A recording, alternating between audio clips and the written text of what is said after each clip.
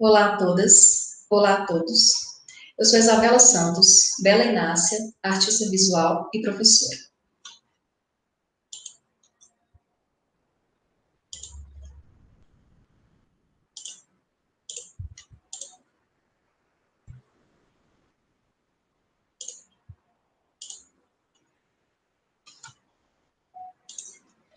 O meu trabalho apresentado ao evento tem o título de Processos de Criação de Professores, do punitivismo à poética para práticas mais inventivas. O objetivo desse trabalho é pensar a relação entre os processos criativos em arte e os processos criativos que se dão na escola, em especial os processos criativos dos professores. Assim, eu destaco o ato de criar e a imaginação como um aspecto muito importante, pois eu parto da concepção da cognição imaginativa do autor Arthur Eflin, que diz que é através da imaginação que é possível a criação de novas ideias, de novas imagens, através da combinação e da reorganização de experiências já vividas. Eu considero nesse artigo o professor inovador como um professor criador, porque ele cria enquanto planeja suas aulas, enquanto ministra suas aulas. Durante todas as etapas do seu trabalho, ele está realizando um processo de criação e esse processo, ele demanda alguns registros. Os registros da escola, né, são muito importantes, e a gente tem uma prática, enquanto professores, de muito registro nas escolas, e a gente utiliza, por exemplo, os diários de classe, né, que são diários de cada turma de estudantes, e nesses diários a gente tem informações diversas sobre cada estudante, sobre a turma de uma maneira geral, sobre os conteúdos que são ensinados em todos os componentes curriculares, e a gente também tem inúmeros outros documentos da escola de registro das atividades discentes e docentes. E aqui eu quero deixar destacado mais uma vez, né, que o foco desse trabalho é o processo criativo do professor. Então, o Diário de Artista ele vem como uma referência para que o professor possa pensar de que maneira ele registra o seu trabalho, de que natureza é esse registro e quais são as concepções que embasam esse registro, né? Na verdade, esses registros. Então, eu faço esse contraponto entre os diários de artista e os diários de classe. E a referência para se pensar essa relação, né, possível, é partir do caráter experimental e poético da arte, para se pensar também a criação na prática docente. E eu quero destacar que a gente tem inúmeras experiências em todos os níveis educacionais, no que se refere à criatividade, sensibilidade e inovação nos processos de ensino-aprendizagem. Mas o foco aqui é pensar como esses processos são registrados. Eu trago uma referência da arte contemporânea, né, que é a seguinte: se o artista leva a sua ideia adiante e chega a dar uma forma visível, então todos os passos do processo são importantes. A própria ideia, mesmo no caso de não se tornar algo visível, é um trabalho de arte tanto quanto o outro terminado.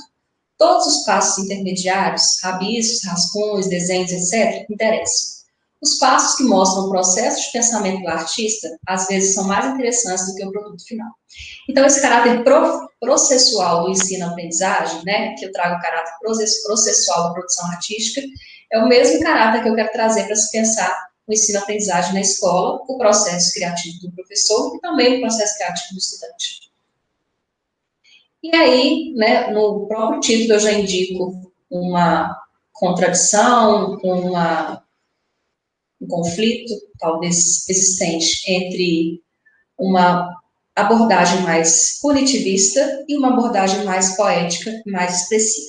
E trago uma definição da autora Magalhães sobre o que seria um bom aluno. Né? Um bom aluno é um aluno bem comportado, é um aluno que tira boas notas, mas é um aluno que não é questionador. Quando o aluno é questionador, ele passa a ser considerado desordeiro. Então, essa perspectiva de que é um bom aluno, perspectiva mais tradicional, ela ainda existe nas escolas, né? Muitos movimentos têm sido feitos para desconstruir isso tem acontecido, mas ainda paira sobre nós, ainda determina a nossa forma de avaliar, de entender o processo de ensino-aprendizagem, uma concepção um pouco tradicional de que o aluno ele tem que estar atendendo a diversas regras e expectativas, inclusive de comportamento, de fala, de corpo, na escola, e quando ele sai dessa linha, ele é considerado desordeiro. Então, um bom aluno aqui, quando eu trago a ideia da culpabilização, é nesse sentido. Então, muitas vezes, os registros na escola, eles se baseiam nessa concepção, que são registros que destacam, que reafirmam